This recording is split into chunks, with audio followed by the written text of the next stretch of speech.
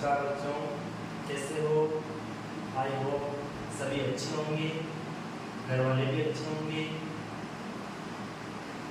कल का दिन मेरे हिसाब से सभी का अच्छा रहा होगा, सभी ने क्लास ली होगी और कल यहीं तक चर्चा करी थी अपने एलसीएम और एचसीएफ के बारे में। आज डेट हो गई है 27 अक्टूबर 2024। तो यहाँ तक चर्चा की थी हमने। ए दे रखा था 2 की घात 3 गुणा 2 गुणा 3 की घात 2, यानी ये 6 दे रखा था, उसको लिख दिया 2 गुणा 3 की घात 2 गुणा 5 की घात 3। फिर भी दे रखा था यहाँ पर भाज्य संख्या 25 आ रही थी, तो 25 में 5 गुणा 5 कर दिया, भाज्य संख्याओं के रूप में तोड़ दिया। फिर एक को लिख देते ये गुणा 3 की घात 2 गुणा 5 की घात 3।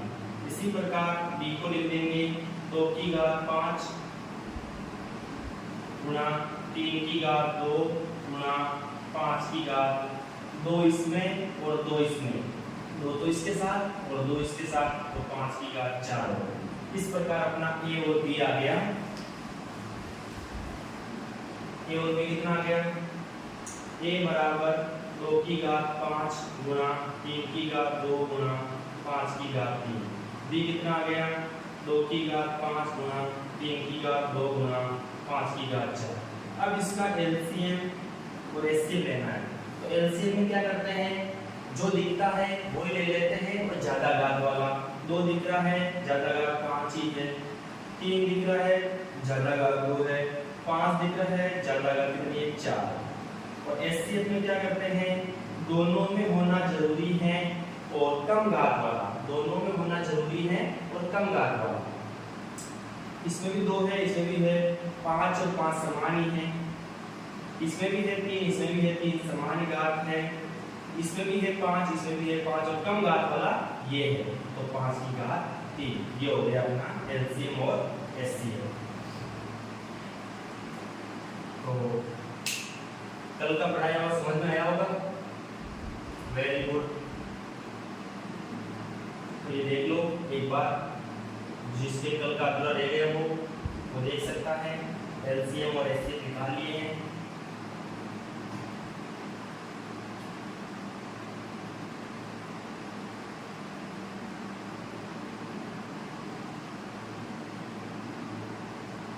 ये तो कुछ चीजें हो गई।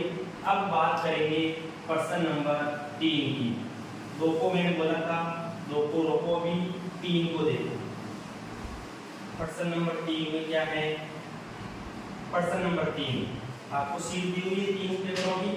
प्रश्न नंबर 3 है, निम्नलिखित संख्याओं का लघुत्तम समापवर्तक यानी एलसीएम यानी लेसेफ है और महत्तम समापवर्तक एचसीएफ या मैक्सेफ है, ज्ञात करो। अपने को जो संख्या दे रखी है उनका एलसीएम और एचसीएफ ज्ञात करना है। एलसीएम इसको लघुत्तम समापवर्तक और एचसीएफ महत्तम समापवर्तक मैसेज है, ये भी बोलते हैं। यानी लघुत्तम समापवर्तक, लघुत्तम समापवर्तक और ये हो गया महत्तम समापवर्तक। तो क्वेश्चन नंबर तीसरा है अपने, क्वेश्चन नंबर तीसरा है तीसरे का पहला। किसका किसका निकालना है? 616 और 32 का एलसीएम और एचसीएफ दोनों निकालने हैं। तो देखो सबसे पहले 616 की अभाज्य गुणनखंड करेंगे। 616 में किसका भाग जा रहा है? 2 का सम संख्या है, 2 3 6, 1 में भाग नहीं जा रहा है, भाग टूट गया, 0 लग गया, फिर 6 उतारा 16 हो गया, 2 8 16। फिर 2 का जा रहा है, सम संख्या है, 2 1 2, 1 बच गया 10 हो गया, 2 5 10, 2 4 8, वापस सम संख्या है, 2 7 14, 2 7 14। फिर अब किसका जाएगा? 7 का जाएगा, 7 एकम 7, 7 एकम 7। फिर किसका जाएगा? 11 का जाएगा एक बार। तो 616 के अभाज्य गुणनखंड क्या हो गए? 2 गुणा 2 गुणा 2 गुणा 7 गुणा 11। यानी 2 कितनी बार है, 3 बार, 2 की घात 3, 7 एक बार है, 7 की घात 1, 11 एक बार है, 11 की घात 1। ठीक है, अब करेंगे किसका, 32 के बाद गुणनखंड, 32 के बाद गुणनखंड, 2 का भाग जा रहा है 16 बार, 2 का भाग जा रहा है 8 बार, 2 का भाग जा रहा है 4 बार, 2 का भाग जा रहा है 2 बार और 2 का भाग जा रहा है 1 बार, यानी 32 के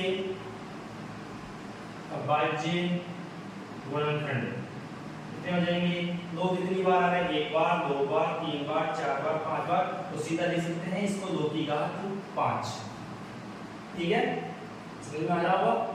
चलो अब 616 और 32 का एलसीएम निकालना है और एचसीएफ निकालना है। क्या निकालना है, एलसीएम और एचसीएफ। एलसीएम में क्या करते हैं, जो दिखता है वही ले लेते हैं और ज्यादा घात लेते हैं। तो देखो इसमें 2 दिख रहा है, 2 की घात 3 है, इसमें 2 की घात 5 है, तो 2 की घात 5 ज्यादा घात, 7 दिख रहा है ज्यादा घात 1, ये 11 दिख रहा है ज्यादा घात 1 है। एचसीएफ में क्या करते हैं, दोनों में होना जरूरी है और कम घात वाला, 2 इसमें है इसमें भी है, लेकिन इसमें 5 घात है इसमें 3 घात है, तो कम घात वाला 2 की घात 3 लेंगे। 7 इसमें है लेकिन इसमें नहीं है तो नहीं लेंगे एचसीएफ में, 11 इसमें है इसमें नहीं है तो नहीं लेंगे एचसीएफ में। और इसका मतलब कितना हो गया, 2 गुणा 2 गुणा 2, ये घात जितनी बार लिखी हुई है उतनी बार नीचे वाली संख्या लिखी जाएगी और गुणा की जाएगी, 2 दूनी 4, 4 दूनी 8, एचसीएफ हो गया इसका 8 और इसको गुणा करने की आवश्यकता नहीं है। ऐसा कैसे लिख देंगे, देखो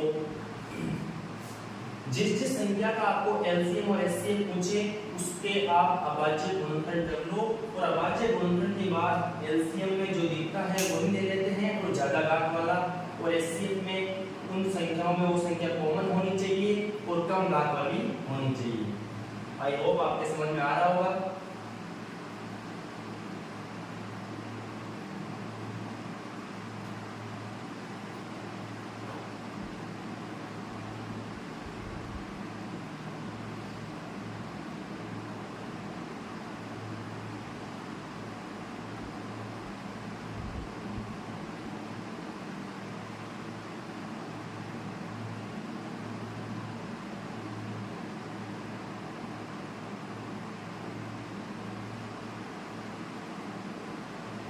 देखिए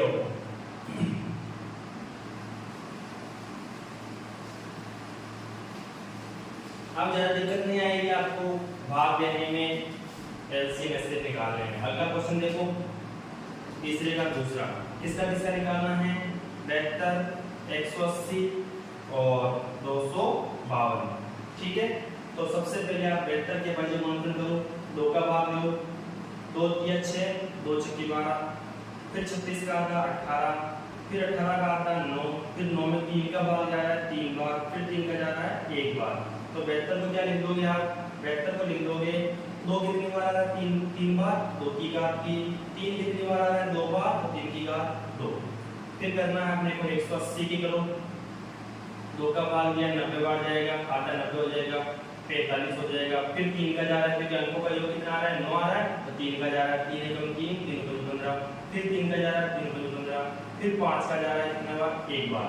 तो 180 को क्या लिख दोगे आप, 2 कितनी बार है 2 बार, 3 कितनी बार है 2 बार, तो 2 की घात 2, 3 की घात 2 और 5 एक बार, 5 की घात 1।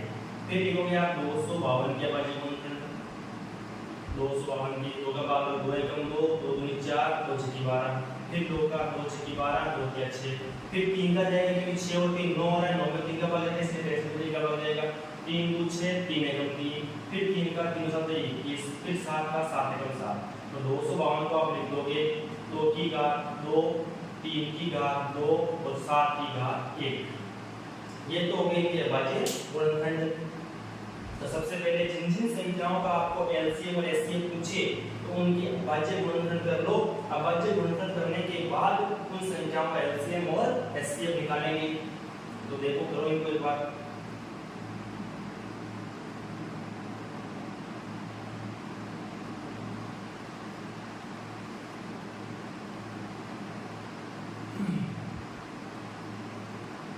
पता लग जाएगा आपको, सम संख्याएं आ रही है इसलिए सबसे पहले 2 का भाग ले रहे हैं। जब जब तक सम संख्या आती रहेगी 2 का भाग देते रहेंगे और कभी भी भाज्य संख्याओं का भाग नहीं देंगे, हमेशा अभाज्य संख्याओं का ही भाग देंगे, हमेशा अभाज्य संख्याओं का ही भाग देंगे, भाज्य संख्याओं का कभी भी भाग नहीं देंगे। भाज्य संख्या का भाग देते हैं तो इसका मतलब हो गया वो अभाज्य गुणनखंड नहीं होंगे।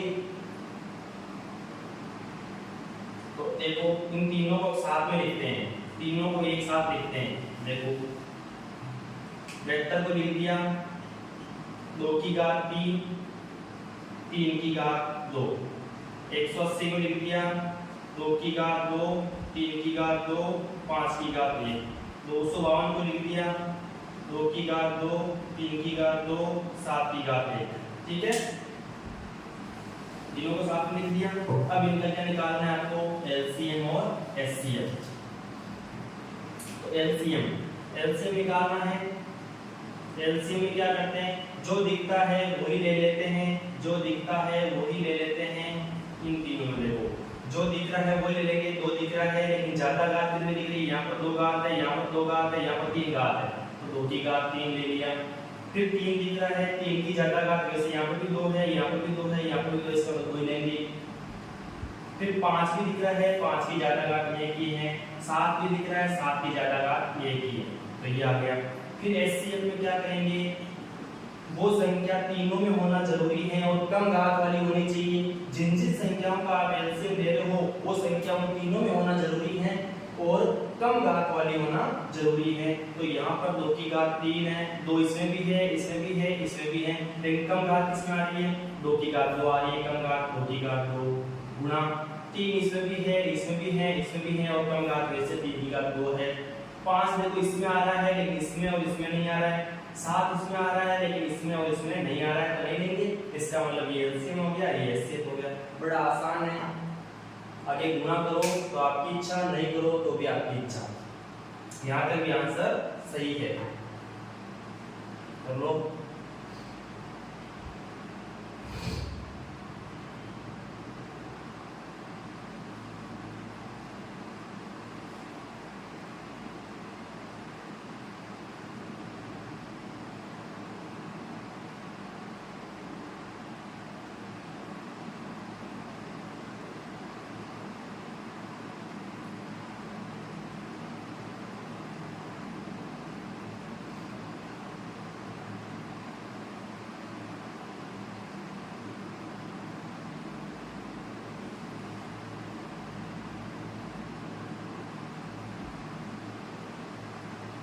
कर लिया होगा।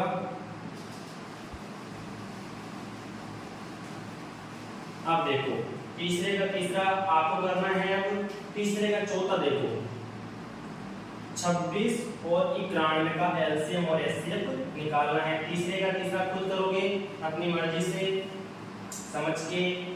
अब 26 के अभाज्य गुणनखंड 2 का भाग जा रहा है 13 बार, 13 का भाग जा रहा है सीधा 1 बार, तो 26 को लिख दोगे 2 की घात 1 गुणा 13 की घात 1। फिर 91 सम संख्या नहीं है, विषम संख्या है, तो विषम संख्या हो तो ये जरूरी नहीं है कि उसमें 3 का भाग जाएगा। अंकों का योग करके देखो, 2 का नहीं जा रहा है, अंकों का योग करके देखो 9 1 10, 10 हो गया, 10 में 3 का भाग जाता है क्या, नहीं जाता है, नहीं जाता है, इसका मतलब 3 का भाग भी नहीं जाएगा इसमें। 5 का वैसे नहीं जाएगा क्योंकि इकाई का तो 0 या 5 होना जरूरी है, 0 या 5 जब तक नहीं आएगा तब तक उसमें 5 का भाग नहीं जाएगा। अगली अभाज्य संख्या 7 आती है, 7 का भाग देके देखो 7 एकम 7, 2 बच गए 21 हो गया, 7 3 21, 7 का जा रहा है, 7 एकम 7, 7 3 21। फिर किसका जा रहा है, 13 का जा रहा है 1 बार, किसका जा रहा है 13 का जा रहा है 1 बार, तो 91 को लिख दोगे आप 7 की घात 1 गुणा 13 की घात 1।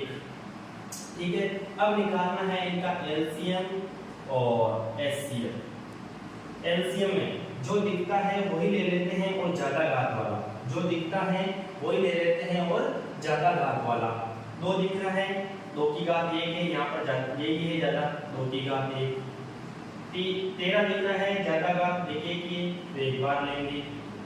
7 दिख रहा है, 7 की घात 1 ही है, ये तो हो गया एलसीएम।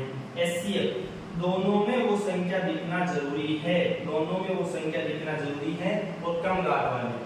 2 इसमें दिख रहा है, इसमें नहीं दिख रहा है तो नहीं लेंगे। 13 इसमें दिख रहा है, इसमें दिख रहा है 13 ले लेंगे, 13 की घात 1 कम घात वाला लेते हैं। और यहाँ पर तो वैसे समान की कोई दिक्कत नहीं है, 7 यहाँ दिख रहा है लेकिन इसमें नहीं दिख रहा है तो नहीं देंगे, तो सीधा 13 आ गया HCF को, और एलसीएम कितना आ गया 2 गुना 13 गुना 7। ठीक है, ये हो गया। अब तो मेरे हिसाब से बढ़िया समझ में आ रहा होगा एलसीएम और एचसीएफ। अरे हाथ तो भर लो, वेरी गुड।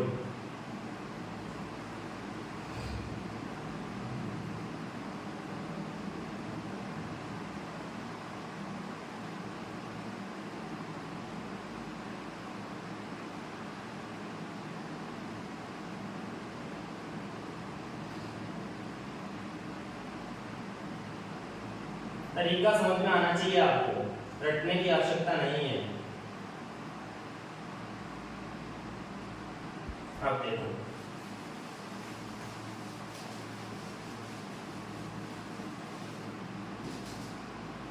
तो इसका जो ग्रहकारी दिया था मैंने, उसमें दूसरा पर्सन ने अपने को अपन ने इसको क्या किया था, स्किप किया था अभी। तो वापस देखो इस दूसरे को, दूसरे में क्या है, यदि एचसीएफ किसका 306 और 657 का एचसीएफ दे रखा है 9, तो इन दोनों संख्याओं का क्या निकालना है, एलसीएम। एचसीएफ दे दिया गया है, एलसीएम निकालना है इन दोनों संख्याओं का। तो कैसे करोगे, तो इससे पहले एक बात समझो, जैसे मैंने आपको बताया था 6 और 10 का एलसीएम, इसका एलसीएम कितना आया था, इन दोनों का एलसीएम कितना आया था, 30 आया था। दोनों का एलसीएम कितना आया था, 30 आया था। एलसीएम 6 और 10 का मतलब है 6 और 10 का एलसीएम कितना आया था, 30 कैसे आया था, 6 के बज्य गुणनखंड किए थे, 10 के बज्य गुणनखंड किए थे, फिर उसमें जो दिख रहा है वो ले लिया और भागाकार वाला ले लिया, तो 30 आया था। और एचसीएफ आया था अपने पास 6 और 10 का एचसीएफ कितना आया था, 6 और 10 का एचसीएफ कितना आया था, 6 और 10 का 2 आया था। कितना आया था, 2 आया था। कल निकाला है आपने 6 और 10 का, और नहीं निकाला है तो निकाल के देख सकते हो आप। 6 और 10 का एलसीएम 30 आया था, 6 और 10 का एचसीएफ 2 आया था। तो इस प्रकार एलसीएम और उन संख्याओं में जिनका एलसीएम और एचसीएफ निकाल रहे हैं क्या संबंध होता है। देखो एक बार 6 और 10 के एलसीएम और 6 और 10 के एचसीएफ दोनों को गुणा करो, कितना आता है, कितना आ रहा है, 6 और 10 का एलसीएम 30 और 6 और 10 का एचसीएफ 2, इन दोनों को गुणा किया कितना आ रहा है, 60 आ रहा है। अब जिन संख्याओं का एलसीएम और एचसीएफ ले रहे हैं उनको गुणा करो, 6 और 10 को गुणा करो, 6 और 10 को गुणा करो, कितना आ रहा है, 60। सेम आ रहा है, सेम आ रहा है ना। देखो जिन दो संख्याओं का आप एलसीएम निकाला और जिन दो संख्याओं का आपने एचसीएफ निकाला, उन दोनों का गुणा भी 60 आया, और जिन संख्याओं का एलसीएम और एचसीएफ निकाल रहे हो उन संख्याओं का गुणा भी कितना आया, 60 आया। तो इस प्रकार से क्या संबंध होता है, एलसीएम गुणा, एलसीएम को गुणा किया किससे, एचसीएफ से। किससे किया, एलसीएम को गुणा किया किससे, एचसीएफ से। किन दो संख्याओं से गुणा किया, इसको मान लो ए, इसको मान लो बी, तो उन दो संख्याओं का गुणा। जिन संख्याओं का आप एलसीएम और एचसीएफ निकाल रहे हो उन दो संख्याओं का गुणा बराबर होगा उनके एलसीएम और एचसीएफ के गुणा के। इस प्रकार ये संबंध होता है एलसीएम एचसीएफ और उन दोनों संख्याओं में ये संबंध होता है। इंपॉर्टेंट है, प्रश्न बनता है इसमें से। यहाँ पर आपको समझ में आया होगा, 6 और 10 का एलसीएम 30 निकाला, 30 यहाँ रख दो, 6 और 10 का एचसीएफ 2 निकाला, 2 यहाँ रख दो, तो गुणा करने पर कितना आ जाएगा, 60। और जिन दो संख्याओं का आप एलसीएम और एचसीएफ निकाल रहे हो, किन दो संख्याओं का निकाल रहे हो, 6 और 10 का, तो 6 और 10 यहाँ रख दो, 6 और 10 को गुणा करेंगे तो 60 आ जाएगा। इस प्रकार दोनों पक्ष यानी जो एल एच एस है, लेफ्ट हैंड साइड है और राइट हैंड साइड है, दोनों बराबर हो जाएगी। इस प्रकार इसका मतलब ये कथन सत्य है। जिन दो संख्याओं का आप एलसीएम एचसीएफ निकाल रहे हो उनका गुणा, और कितना एलसीएम आया कितना एचसीएफ आया इन दोनों संख्याओं का, उनका गुणा बराबर होगा। तो इसी आधार पर अपना दूसरा क्वेश्चन है, देखो एक बार ये संबंध लिख लेना, बहुत अच्छा संबंध है, इससे प्रश्न आता है।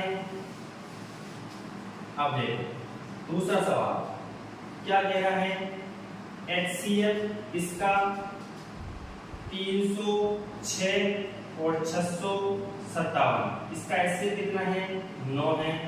तो अपने को क्या निकालना है, 306 और 657 का क्या निकालना है, HCF निकालना है। क्या निकालना है, LCM निकालना है। HCF दे रखा है और LCM निकालना है। तो LCM को अपन B मान लेते हैं, कितना LCM आएगा, B मान लिया। तो क्या करते हैं, संबंध क्या होता है, संबंध क्या होता है LCM और HCF में, LCM गुणा HCF बराबर उन दोनों संख्याओं का गुणा। तो दोनों इसको x मान लो, क्या मान लो, x मान लो, उन दोनों संख्याओं का गुणा, उन दोनों संख्याओं का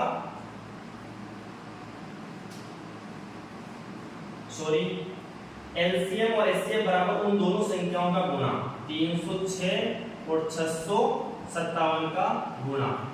ठीक है, अब LCM कितना है ज्ञात करना है x, HCF कितना है 9 बराबर उन दोनों संख्याओं का गुणा 306 गुणा 657। देखो 3 और 6 9 आ रहा है तो 9 से कट जाएगी ये, x बराबर आ जाएगा 306 गुणा 657 बटा 9। पक्षांतर किया तो गुणा का है तो भाग में आ गया, कट जाएगा 9 एकम 9, 9 3 27, 3 बचे 36 हो गया, 9 चौक 36। तो x बराबर आ गया अपने पास, गुणा कर लेना आप 34 को किससे, 657 से गुणा कर लेना, आपका LCM आ जाएगा। x बराबर आ गया 34 गुणा 657। तो उन दोनों संख्याओं का गुणा बराबर होता है उनके LCM और HCF के गुणा के बराबर होता है। तो इस संबंध से आप अगर दो संख्याएं दे रखी है उनका HCF दे रखा है तो LCM निकाल सकते हो, दो संख्याएं दे रखी है उनका LCM दे रखा है तो HCF निकाल सकते हो। माना कि ये दो संख्याओं का LCM भी दे रखा है, HCF भी दे रखा है और उनमें से एक संख्या दे रखी है तो दूसरी संख्या निकाल सकते हो। जैसे इसको कर लिया होगा, जैसे मैंने भी बताया था आपको LCM कितना, x और 10 का LCM दे रखा है मैंने 30 और HCF x और 10 का मैंने HCF दे दिया कितना 2। x और 10 ये दो संख्याएं हैं, x और 10 इनका LCM दे दिया मैंने और x और 10 का HCF दे दिया मैंने और इसमें से एक संख्या दे दी मैंने 10, तो दूसरी संख्या निकालनी है कौन सी होगी।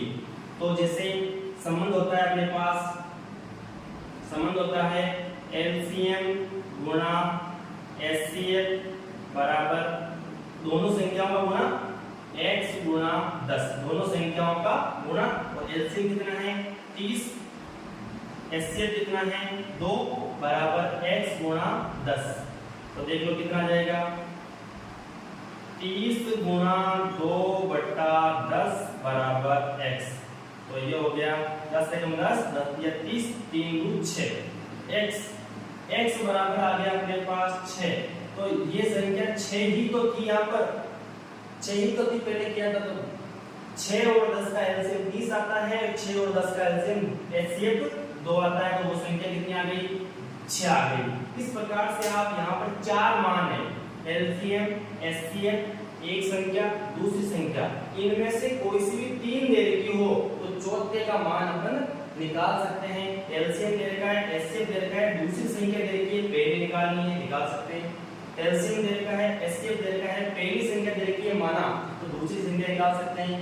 दोनों संख्या दे रखी है, HCF नहीं दे रखा है, LCM दे रखा है तो HCF निकाल सकते हैं। दोनों संख्याएं दे रखी है, LCM नहीं दे रखा है, HCF दे रखा है तो LCM निकाल सकते हैं।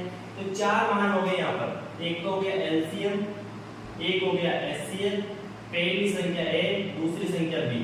चार में से कोई भी तीन मान दे दिए जाएं, चार में से कोई भी तीन मान दे दिए जाएं तो चौथा मान आसानी से निकाला जा सकता है इस संबंध से।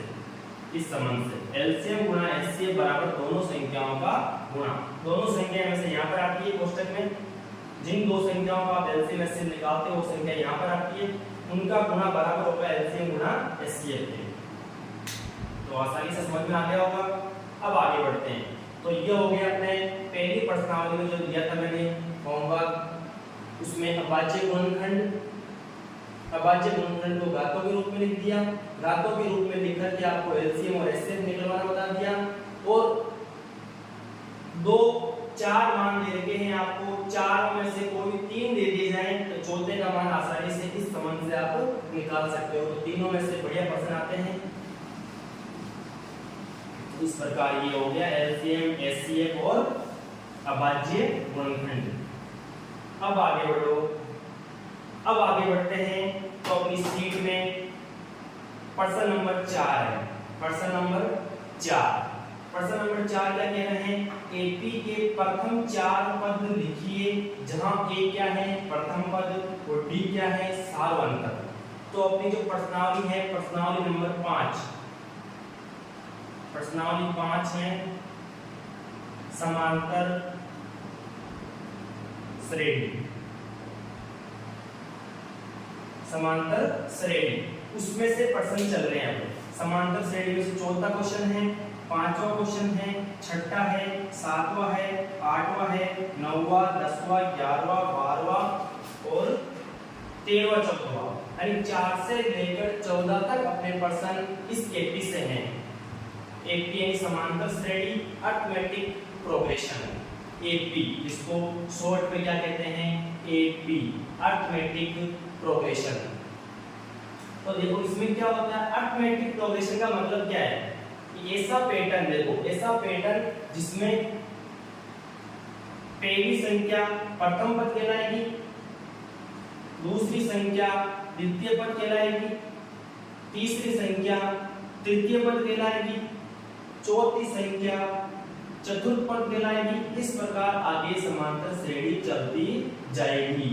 तो जैसे इसको कहते हैं पहला पद ए, जिसको A1 भी कह सकते हैं, दूसरा पद A2, तीसरा पद A3, नीचे चल रहा है इसका मतलब पहला पद है, यानी n का मान 1 है, पहला पद है, दूसरा पद 7, तीसरा पद 11, चौथा पद A4। इस प्रकार अंतिम पद को अपन कहते हैं, क्या कहते हैं? अंतिम पद को an, क्या कहते हैं? an कहते हैं। तो समांतर श्रेणी में क्या नजर आ रहा है आपको पैटर्न में? यहाँ 3, यहाँ 7, यहाँ 11, यहाँ 15। प्रत्येक अगले पद में से उसके जस्ट पहले वाला पद घटाओ। इसमें से इसको घटाया तो कितना आएगा? 4। इसमें से इसको घटाया कितना आएगा? 4। इसमें से इसको घटाया कितना आएगा? 4। इस प्रकार समांतर श्रेणी है तो प्रत्येक अगले पद में से पहला पद घटाएंगे, प्रत्येक अगले पद में से उससे पहले वाला पद घटाएंगे, प्रत्येक अगले पद में से उसके पहले वाला पद घटाएंगे, तो हमेशा समान संख्या का अंतर आएगा। समान संख्या का अंतर आएगा, इसलिए इसको कहते हैं सार्व अंतर। सार्व अंतर यानी सभी में समान अंतर है। और कितना है सार्व अंतर? 4। और इसको लिखते हैं डी से, डिफरेंस से। और प्रथम पद को लिखते हैं ए से, और प्रथम पद अपने पास 3 है। और सार्व अंतर निकाल लिया। कैसे निकाला? A2 में से A1 घटा दिया, 7 में से 3 घटा दिया। A2 में से A1 घटाओ, चाहे बराबर आएगा। A3 में से A2 घटाओ या A4 में से A3 घटाओ, A4 में से A3 घटा लो, सभी बराबर आएंगे। इसका मतलब वो समांतर श्रेणी है। बराबर नहीं आए तो इसका मतलब वो समांतर श्रेणी नहीं है। तो आप चेक कर सकते हो कौन सी श्रेणी समांतर श्रेणी है और कौन सी नहीं है। सार्व अंतर समान आना चाहिए। समांतर श्रेणी के लिए एक ही शर्त होने के लिए कि उसका सभी पदों का सार्व अंतर क्या आना चाहिए? समान आना चाहिए, तब तो वो एपी है, वरना नहीं है। और अगर कह रहा है एपी है, इसका मतलब ऑटोमेटिकली यह है कि उसका सभी पदों का सार्व अंतर क्या है? समान है। पहले से कह रहा है एपी है, इसका मतलब सार्व अंतर क्या है? सभी का समान है। जैसे ये देख लो एक बार, प्रथम पद को ए से लिखते हैं, सार्व अंतर को डी से लिखते हैं शॉर्ट में, और डी अगले पद में से उसके जस्ट पहले वाला, दूसरे में से पहला, तीसरे में से दूसरा, चौथे में से तीसरा, ऐसे घटाना है। अब देखो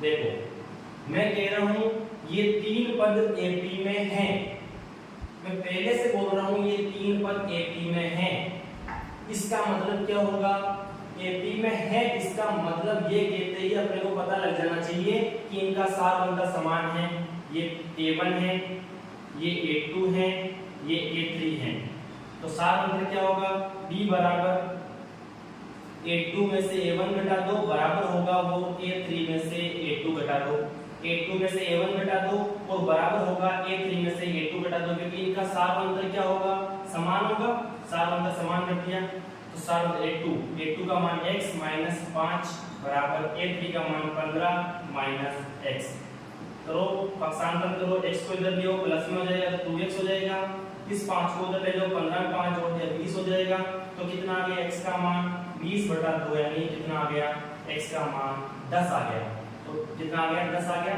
10 देखो देखिए यहाँ पर दिख रही है ना, बन रही है एपी, 5 का अंतर आ रहा है और सार अंतर कितना आ रहा है 5 का आ रहा है और x का मान कितना आ गया 10 आ गया, कितना आ गया 10 आ गया। अगर बोल दे एपी है इसका मतलब सार अंतर समान है, सार अंतर सभी पदों का क्या है समान है, ये समझ लो। ये तीन पद समांतर श्रेणी में है, इसका मतलब इनका सार अंतर समान है, समान होते ही x का मान निकल जाएगा आपके, और पूछ ले कितना सार अंतर है तो निकाल लो, d बराबर 10 माइनस 5, कितने का सार अंतर है 5 का अंतर, कितने का अंतर है 5 का, तो यहीं पर सीधा पूछता अगर एपी है तो इसका सार अंतर कितना है, तो सबसे पहले अपने को x का मान निकालना पड़ता, x का मान निकलता तभी तो पता लगता है यहाँ पर कौन सी संख्या आएगी, फिर इसमें से इसको घटाएंगे तो सार अंतर आएगा, वो कितना आएगा, तो x के मान निकालने के बाद ही पता चलेगा वो, डायरेक्ट आप इसका सार अंतर नहीं निकाल सकते, सार अंतर को बराबर करना पड़ेगा, उससे x का मान आएगा, x का मान यहाँ रख देंगे, फिर ये एपी दिख रही है अपने को तो इसका मतलब ये 5 आ जाएगा, कर लिया होगा। अब चलते हैं अपने प्रश्न नंबर 4 की ओर, प्रश्न नंबर 4 की ओर, तो सबसे पहले इस प्रश्नावली में कौन कौन से पद आएंगे वो आपको मैं बता देता हूं। इसमें सबसे पहले एक तो आएगा प्रथम पद जिसको कहते हैं एक आएगा सार अंतर जिसको कहते हैं डी, एक आएगा पदों की संख्या वो आएगी n, अंतिम पद या जिसको कहते हैं कौन सा पद या जिसको कहते हैं कोई पद या जिसको कहते हैं एक पद, वो क्या होता है कहीं भी लिखा सकता है, अंतिम पद याद करो तब भी वही करना है, कौन सा पद कितना है तब भी वो n का मान है, कोई पद इतना है तब भी वो n का मान है, एक पद इतना है तब भी वो किसका मान है n का मान ही है, किसका मान है n का मान। ये 4 टर्म तो याद ही, प्रथम पद a, सार अंतर d, पदों की संख्या n, अंतिम पद कौन सा पद कोई पद एक पद वो आ गया n, और एक आता है प्रथम n पदों का योग, प्रथम n पदों का योग, ये क्या होता है Sn बराबर n/2 प्रथम पद प्लस अंतिम पद, एक तो ये होता है सूत्र Sn बराबर n/2 प्रथम पद प्लस अंतिम पद, या इसी को लिख सकते हैं n/2 2a plus n-1 into d, यहाँ पर प्लस आएगा, विशेष तौर से ध्यान रखना जब मैंने आपका टेस्ट किया था तो बहुत सारे बच्चों ने यहाँ पर प्लस का चिन्ह नहीं लगाया था, प्लस का चिन्ह लगाना जरूरी है यहाँ पर, तभी कैलकुलेशन सही हो पाएगी। तो ये इसमें पद हैं, प्रथम पद a, सार अंतर d, हर अगले पद में से उसके जस्ट पहले वाला पद घटाओगे तो d का मान आएगा, पदों की संख्या कितने पद है उस एपी में वो n होता है, अंतिम पद का हो चाहे कौन सा पद कोई पद एक पद वो n होता है, प्रथम n पदों का योग का सूत्र Sn बराबर 2 सूत्र होते हैं, n/2 प्रथम पद प्लस अंतिम पद या Sn बराबर n/2 2a plus n-1 into d, और n का क्या होता है n पद क्या होता है a plus n-1 into d, जैसे आप a2 को लिखते हो ना a प्लस d, a3 को लिखते हो a प्लस 2d, उसी प्रकार n को क्या लिखोगे 2 आ रहा है तब यहाँ पर गुणा में 1 आ रहा है, 3 आ रहा है तब यहाँ पर 2 आ रहा है, 4 आएगा तब यहाँ पर गुणा में 3 आएगा, 7 आएगा तब यहाँ पर गुणा में 6 आएगा। इसका मतलब n आ रहा है, इसका मतलब गुणा में n माइनस 1 यानी 1 कम आएगा, 1 कम आएगा। लिख लो।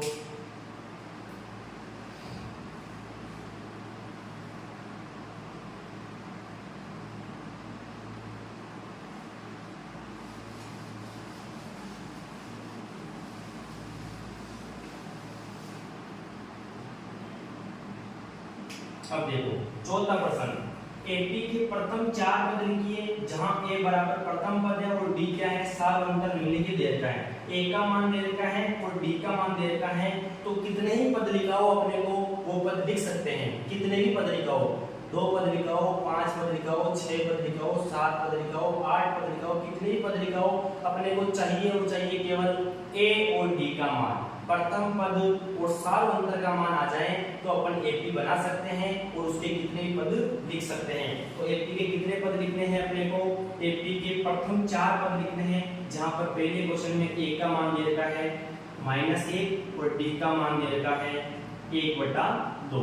अगर अपने पास ए और डी है तो आप एपी बना सकते हो। एपी बनाने के लिए ए और डी काफी है, ए और डी काफी है। तो कैसे, प्रथम 4 पद याद करने हैं। तो पहला पद a1 वो a ही होता है, पहला पद क्या होता है a1 और वो क्या होता है a ही होता है और कितना दे रखा है -1।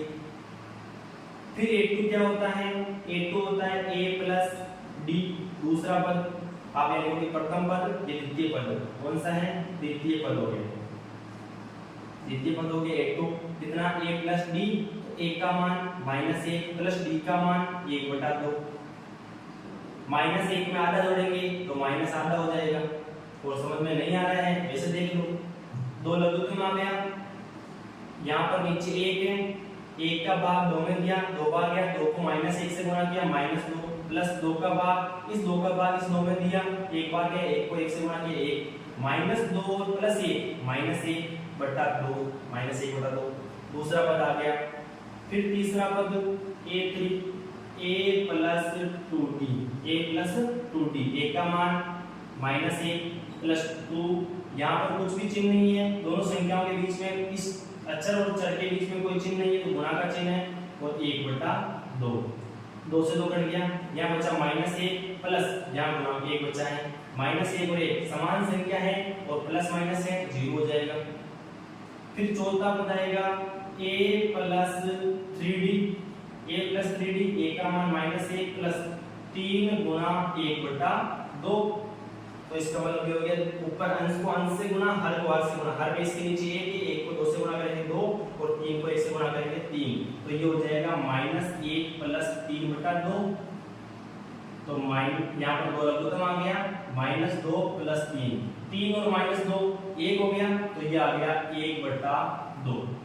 तो ये 4 पद आ गया मेरे पास, एपी के प्रथम 4 पद आ गए, एपी के प्रथम 4 पद आ गए। तो एपी कौन सी बन गई, एपी बन गई अपने पास इसका पहला पद -1, दूसरा पद -1/2, तीसरा पद 0, चौथा पद 1/2। देख लो सभी में अंतर समान है, इसमें से इसको घटाओ 1/2, इसमें से इसको घटाओगे यानी 0 में से घटाओगे किसको, -1/2 को, तो माइनस को माइनस से गुणा करेंगे तो प्लस, 0 प्लस 1/2 1/2, -1/2 में से -1 घटाओगे, -1/2 में से घटाओगे -1, तो -1/2 प्लस 1, तो ये कितना हो गया 1/2। सभी का सार्वंतर 1/2 है, वही आ रहा है, देख लो 1/2 आ रहा है। प्रथम पद आ गया और सभी में आधा आधा बढ़ रहा है, आधा आधा बढ़ रहा है, इसका मतलब -1/2 का आधा बढ़ रहा है, 0 आ गया, 0 में आधा बढ़ रहा है, 1/2 आ गया, यही तो सार्वंतर है।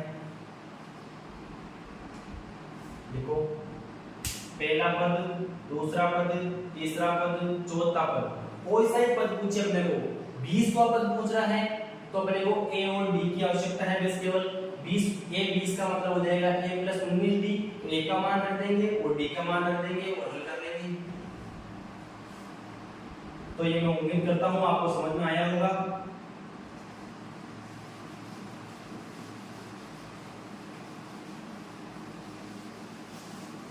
एपी बन गई है। ए और डी चाहिए, किसी भी एपी को बनाने के लिए क्या चाहिए, केवल ए और डी। अब दूसरा है अपने पास ए का मान -1.25, डी का मान है -0.25, ठीक है, -0.25। तो इसमें प्रथम पद क्या होगा, प्रथम पद ए क्या होगा, प्रथम पद A1, उसी को लिखते हैं A बराबर कितना है -1.25, ठीक है।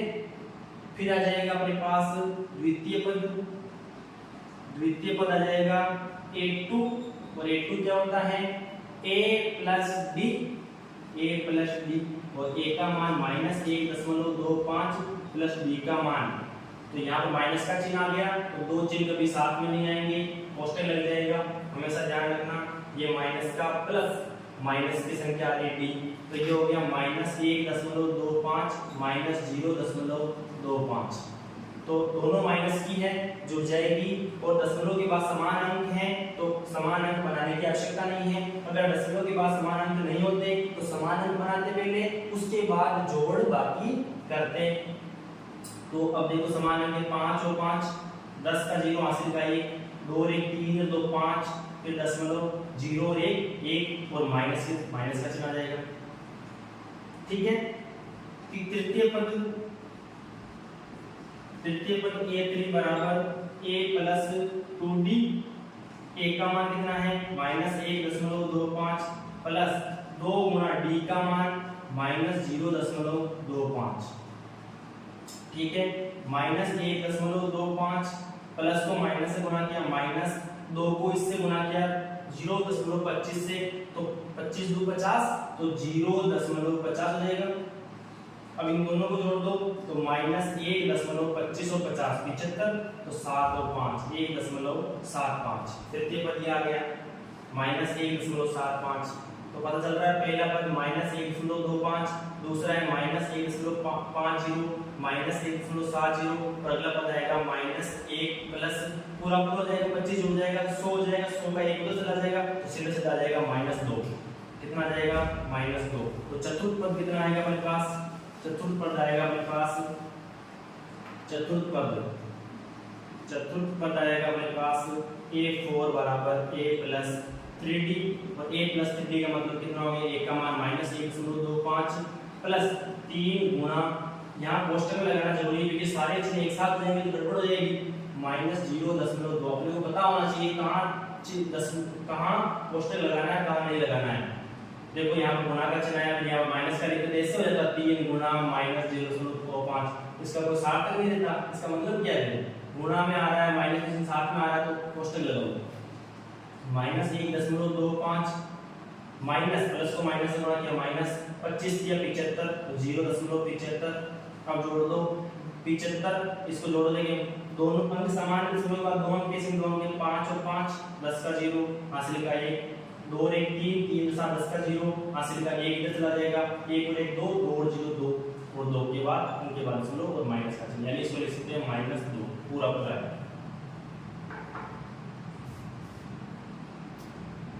इस प्रकार से दशमलव वाला और पहले वाला प्रश्न, चौथे का पहला भिन्न वाला, तो उसमें भिन्न में एलसीएम लेना और दशमलव को कैसे जोड़बाकी करते हैं वो आपको समझ में आ गया होगा।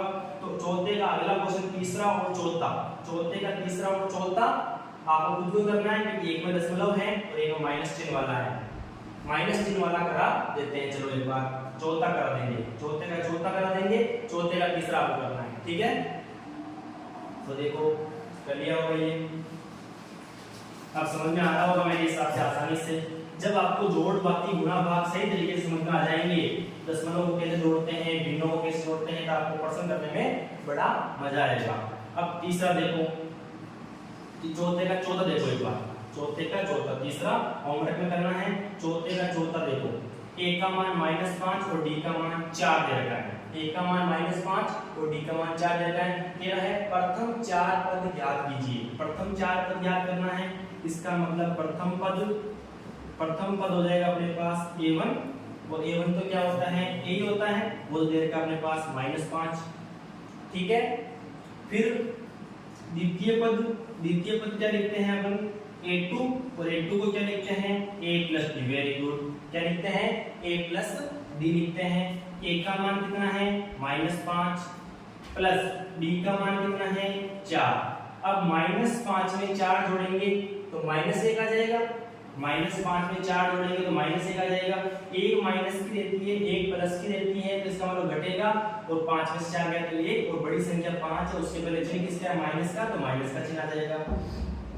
ठीक है, या आप इसको इस चीज को आप ऐसे नहीं समझ रहे हो तो संख्या रेखा से आप समझ सकते हो।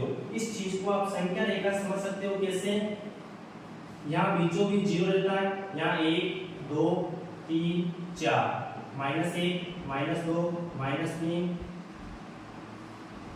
-4 -5 में 4 जोड़ना है। हमेशा संख्या रेखा पर इधर से बाएं से दाएं जाते हैं तो संख्याएं बढ़ती हैं और दाएं से बाएं आते हैं तो संख्याएं घटती हैं।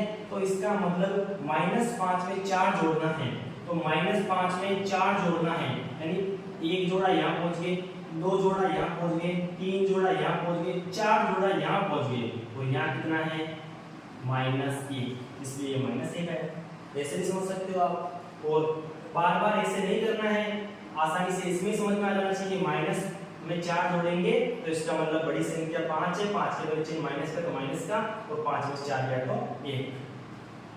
तृतीय पद देख लो, a3 बराबर a प्लस 2d, a का मान -5 प्लस 2d का मान 4, तो -5 प्लस 8, यानी इसको ऐसे -5 प्लस 8 को ऐसे लिख सकते हो, 8 तो -5, 5 के पहले चिन्ह माइनस का है, 5 के पहले चिन्ह माइनस का है, 8 के पहले प्लस का है, 8 के पहले कुछ भी चिन्ह है प्लस का ही है, 8 में से 5 गया तो 3 आ गया। आया समझ में, आ रहा होगा। अब देखते हैं चौथा पद, यानी चतुर्थ पद निकालते हैं। चतुर्थ पद a4 क्या होता है, a प्लस 3d, a का मान -5, 3d का मान 4, -5 प्लस 12, इसको लिख सकते हो 12 - 5 कितना आ जाएगा 7 है। तो ये b के प्रथम 4 पद निकाल दिए अपने। और कोई सा पद पूछे a दे दे और d दे दे, और कोई सा पद पूछे 15वां 60वां 99वां 100वां 200वां, अपने को केवल a और b चाहिए, बाकी मान रखने उसमें। a 200 पूछेगा, यानी 200वां पद कौन सा है, तो a 200 पूछेगा तो क्या होगा a प्लस 199d, बस a का मान रखना है, d का मान रखना है, गुणा करना है, फिर जोड़ना है, तो हल करना है। ठीक है, इस प्रकार से चौथे का तीसरा खुद करोगे, चौथे का तीसरा जिसमें a का मान 0.6 दे रखा है और d का मान 1.1 दे रखा है, तो चौथे का तीसरा खुद करोगे। बाकी ये क्लास यहीं तक खत्म करते हैं और कल से शुरू करेंगे 5वें क्वेश्चन से। कल शुरू करेंगे 5वें क्वेश्चन शुरू कर देंगे। ठीक है, आई होप सभी को अच्छी तरीके से समझ में आया होगा, और नहीं आया है तो मेरे मैसेज कर देना ताकि मुझे पता लग जाए किस चीज को समझ में नहीं आ रहा है और कैसे पढ़ाना है, किस तरीके से पढ़ाना है, थोड़ा धीरे पढ़ाऊं या सही चल रहा है, ये सभी बातें मेरे को शेयर कर देना आप व्हाट्सएप पे लिख के, ताकि मुझे पता चले मेरी गति थोड़ी ज्यादा है या धीमी है, कैसी है। आप बताओगे, क्योंकि मेरे सामने कोई नहीं बैठा है, मुझे कौन बताएगा, आप बताओगे। तो ये ध्यान रखना, क्लास पढ़ने के बाद ये बताना है कि कैसा समझ में आया, कैसा नहीं आया। फोन करके भी कर सकते हो आप। ओके, तो धन्यवाद, आज की क्लास यही खत्म करते हैं।